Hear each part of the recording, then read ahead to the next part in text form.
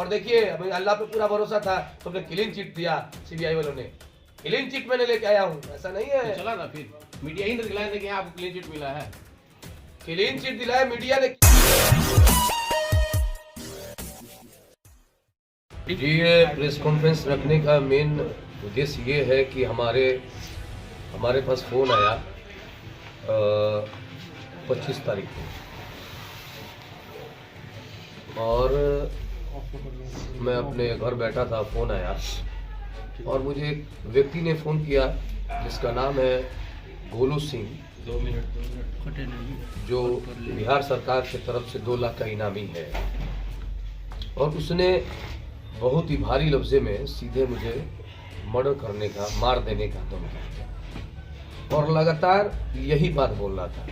तो मैंने पूछा उसे, भाई मसला क्या है, क्या परेशानी? मैं तुमको तो जानता भी नहीं हूँ, अन्ना मैं तुमको किसी से कभी भेंट मुलाकात कोई चीज़, मतलब उससे मेरा दूर दूर तक वास्ता नहीं है। तो उसने कहा कि देखिए सिवान में रहना है तो कुछ लघु बन के रहिए, और नहीं तो सिवान छोड़ के चले जाइए, नहीं तो आपको 3 दिन में अब तो आपकी हत्या हो जाएगी। तुम्हारी तो भद्दी भद्दी गालियाँ भी दिया, उल्टा सीधा बोल रहा था, लैंग्वेज रफ लैंग्वेज यूज़ कर रहा था। और उसने ये भी कहा कि सिवान में सिर्फ एक ही रहेगा मुसलमान होने का, बाकी कोई नहीं, अगर रहना है तो कुछ लघु बन के। और अपनी वो कामयाबी गिना रहा था, जैसे लग रहा था बहुत बड़ा कि मैंने रईस खान को गोली चलवाया, उनको मारा। फिर उसके बाद उन्होंने कहा, वो कहा कि आरिफ जमाल को भी हत्या मैं नहीं करवाया, आरिफ जमाल की हत्या भी मैं नहीं करवाया। तो ये सब चीज़ें लगातार ये दोहराती है कि भाई एक समाज के लोगों पे गोली चलना, एक समाज के लोगों को रोकना, ये साफ दर्शाता है कि ये एक तनाशाह की राजनीति हो रही है सिवान में। और मैं ये सोच रहा था कि जिस परिवार से मैं इतना दिनों से मैं रहा, इतना दिनों से किया, मैंने क्या क्या किया साहबुद्दीन साहब ने जब थे, और उसके बाद से इस तरीके का मेरे साथ मेरी हत्या कराने की योजना बन गई। मुझे बहुत ही दुख और बहुत ही भयभीत होने का पड़ रहा है कि हमारे जैसे लोग का ये है तो आम लोगों का क्या होगा, आम जनता का क्या होगा। और इसी कारण से मैंने ये प्रेस कॉन्फ्रेंस रखवाया है कि जिस परिवार की वजह से मैं परिवार को 20 साल को, ये हमारे दादा बाबा सब लोग रहे, सब परिवार हमारे परिवार के संरक्षण भी दिए, हमारे बाप दादा ने संरक्षण भी दिया साहबुद्दीन साहब। उस परिवार के जो गुर्गे हैं, उस गुर्गे का इस तरीके का धमकी देना और एक हमें साफ तौर पे चैलेंज करके बोलना कि भाई आप सिवान छोड़ दीजिए, क्या आज़ादी नहीं है किसी को चुनाव लड़ने का? और हिंदू समाज में इतने सारे लोग लड़ रहे हैं तो उनमें कोई रोष नहीं है, कोई कंपटीशन नहीं, सब एक दूसरे को बढ़ाने में लगे हैं। लेकिन जैसे ही मुसलमान में कोई कड़ी में कोई आदमी जुटता है तो लोग उसके पीछे लग जाता है, बीजेपी के दलाल, बीजेपी ये सब हरवाने का, उसके बाद उसको मरवाने का। तो ये सिलसिला आज से नहीं है, ये 15 साल 20 साल पहले से है। जब कमरुल हक चुनाव लड़े थे उनका भी अपहरण हुआ था, आपने देखा होगा, सिवान में बहुत विद्रोह हुआ था, अपहरण हुआ, उनके पैर में गोली भी मारी गई। फिर उसके बाद रईस खान लड़े, रईस खान की भी क्या गुनाह थी, MLC का चुनाव लड़े, 2 नंबर पे थे वो, उनके बाद भी उनको 47 से गोली चली, एक आदमी का मृत्यु भी हुआ। फिर दूसरा हुआ कि आरिफ जमाल पे एक चौमी, एक शरीफ आदमी जिसका कोई लेना देना नहीं, उसकी भी हत्या हुई है।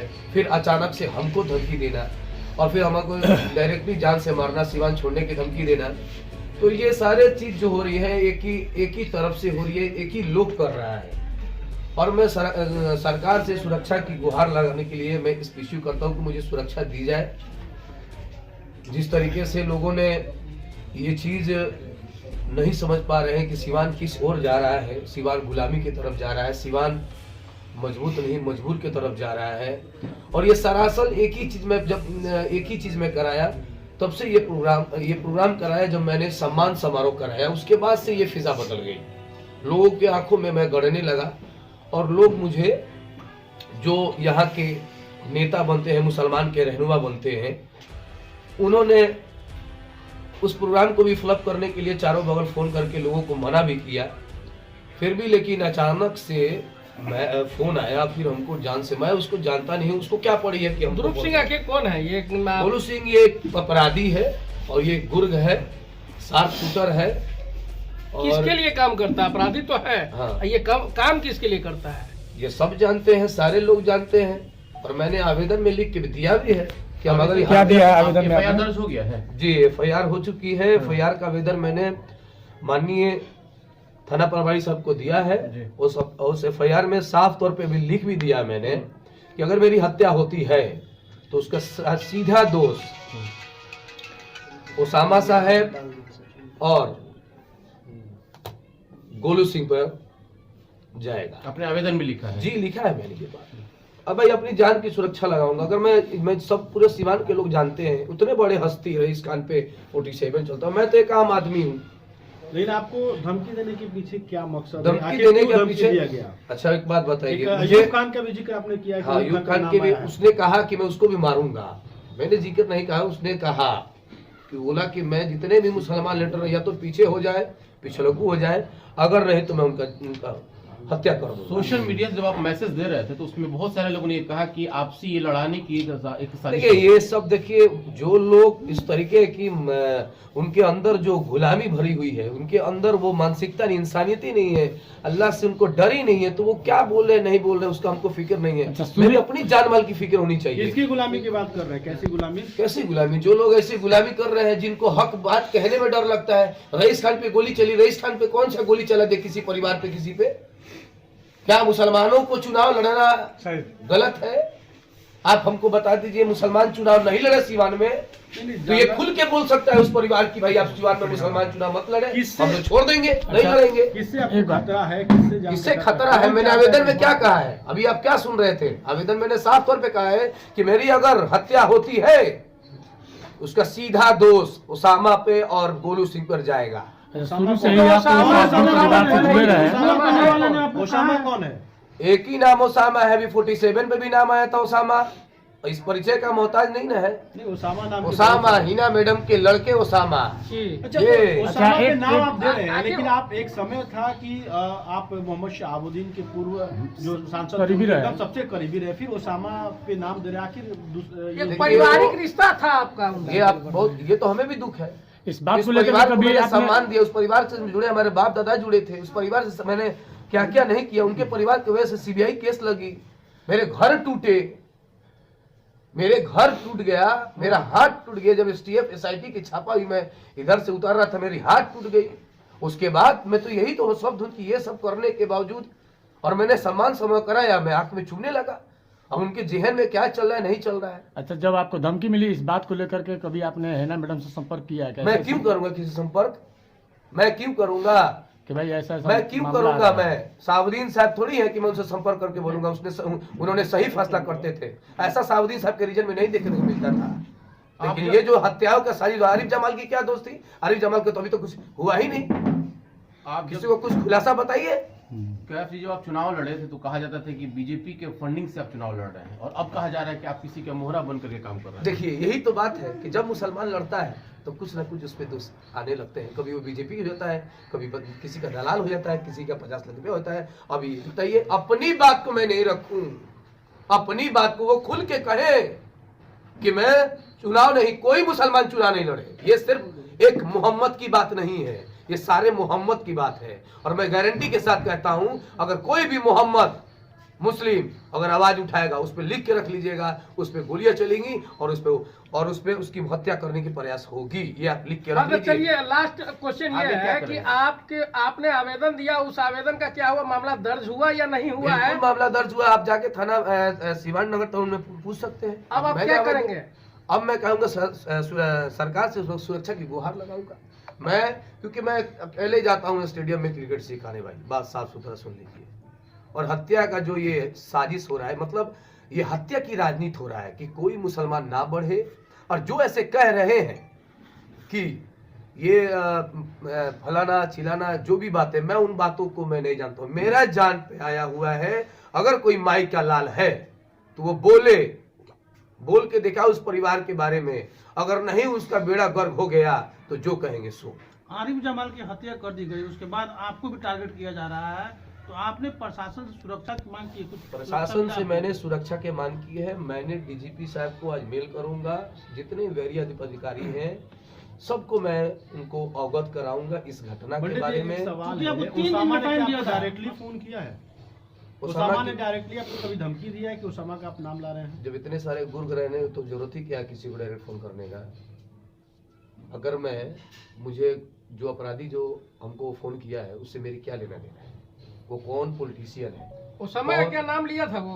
उसामा का उसने उसने जब नाम लिया आपको था। ये नहीं समझ में आ रहा है, जब उसने खुद कह रहा है कि सिवान में एक ही मुसलमान नेता है, तो आप समझिए मुझे ज्यादा इस बारे में डर नहीं जाना उसामा तो है। नेता नहीं है, उसामा की मां नेता है ना, साहब नेता है जो चुनाव आप जिस तरह के इस बात को सोच सकते हैं, मैं जो बात हो सकता है कि उसामा को बदनाम करने की नीयत से भी गोलू सिंह कर सकता है। सब लोग उसामा को बदनाम करने की कोशिश में लगे हुए हैं। आरिफ जमाल के भी चीजें हो, कमरुल हक में हो, रईस खान में हो, जिमी के जमीन वाली चीज में गोलीबारी हुई, मोतिहारी में, मतलब सब कुछ है। ये सब चीज एकदम नॉर्मल आपको दिख रहा है क्या?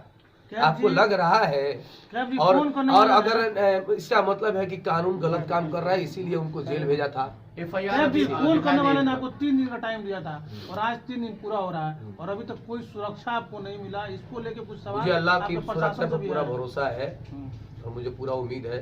मेरे पास तो 47 गोली बंदूक वाला तो है नहीं, मैं हत्यारा हूँ नहीं, ना मैं किसी का मर्डर कराने वाला हूँ। प्रशासन से लेकिन क्या मांग करेंगे? प्रशासन और सिवान के नए एसपी जो आए हैं ना, मुझे बहुत भरोसा है एसपी से, क्योंकि ये एसपी साहब जरूर कुछ ना कुछ हम लोगों के लिए करेंगे। हम युवाओं के, मुसलमानों के सुरक्षा की बात करेंगे। मैं एक बात पूछना चाहता हूँ सारी मीडिया कर्मी से, और मेरी ये बात को गौर कीजिएगा।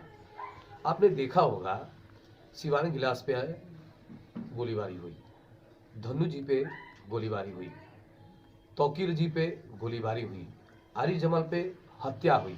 क्या 2 साल 2.5 साल पहले इतना मुसलमानों पे जुल्म आपने कभी देखा है? तो बता दीजिए, क्या ये ढोंग है? अगर ये ढोंग है तो आप खुद ही आप सोच सकते हैं कि इंसानियत कहाँ है।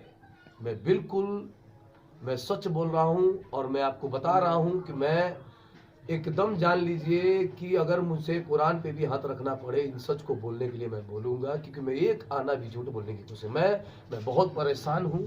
इसलिए परेशान हूँ कि मेरे परिवार के लोग डरा सहमा है और जो हत्याओं का सिलसिला चल रहा है, एक काफिले पे इतनी बड़ी 47 से गोली चल रही है और मैं अकेला घूमता हूँ। इस वजह से मैं ये पीसी प्रेस कॉन्फ्रेंस करता हूँ, क्योंकि मरने के बाद सिर्फ स्मारक बनती है, उसके बाद एक बड़ा सवाल यहाँ खड़ा हो रहा है कि ये आप जितनी भी घटनाएं आपने गिना दिया, तो इन घटनाओं के पीछे आप जो जिनको जिम्मेवार ठहरा रहे हैं, तो ये चीजें सबूत आपके पास है, प्रशासन इसके ऊपर क्यों नहीं हाथ उठा पाई अभी तक? अब प्रशासन क्यों नहीं हाथ उठा रही है, वो प्रशासन जाने। या प्रशासन क्या मजबूरी हो सकती है? क्या मजबूरी है क्या नहीं है ये तो हम नहीं बता सकते हैं। और प्रशासन जैसे आदमी को अगर मजबूरी हो तो आम आदमी का क्या हो? सारे गंभीर मामले अपने गिनाए हैं। एकदम गंभीर मामला है ही है, बिना गंभीर मामला को मैं गिनाता ही नहीं हूँ, ये आप समझ लीजिएगा।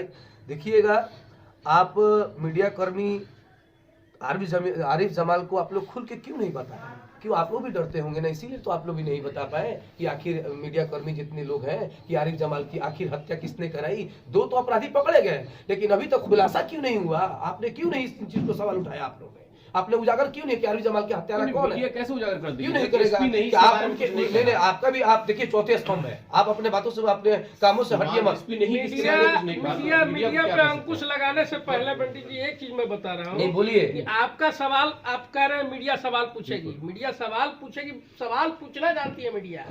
मीडिया ने सवाल पूछा उन पदाधिकारियों से कि आखिर कौन है इसका हत्यारा, गोली मारने वाला।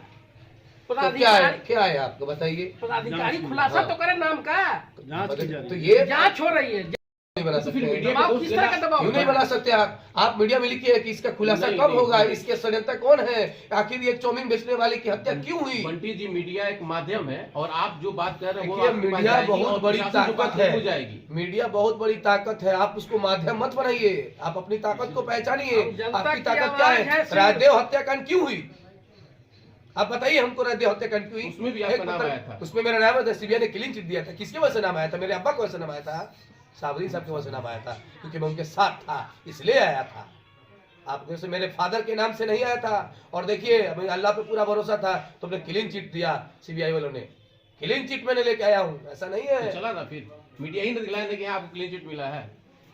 क्लीन चिट दिलाया मीडिया ने, किसने दिखाया? कि मीडिया तो मेरे घर तोड़ने वाला दिखा रहा था। जब क्लीन चिट मिली उसके बाद ना दिखाया, तो आप भी मेरा इस चीज को मेरी मजबूती दीजिए, मेरे साथ जुड़िए, हम तो आपके मेरे साथ मदद हैं। कीजिए, क्योंकि मैं बहुत हम परेशान आपके हूँ। साथ हैं, तभी तो यहाँ है। राजनीतिक रूप से आप काफी सक्रिय हैं और आप कहते हैं मजबूत नहीं मजबूत बनो। ऐसे में जब आपको धमकी मिल गई है, पॉलिटिकल धमकी, तो आप राजनीति न करें। आपका अगला कदम क्या होगा? क्या राजनीति में पीछे जाएंगे या फिर ऐसे ही मजबूती के साथ राजनीति करेंगे? देखिए, मेरा एक और चीज मैं आपको बता दूं, और मैं उस चीज़ों पे, घर वाले तो डर समय रहेंगी, इस तरह की घटना भी घटी है, हर जगह घटना जो घट रही है, तो मैं आपको एक बात जरूर बता दूंगा, मरना पसंद करूंगा, झुकना पसंद नहीं। ठीक।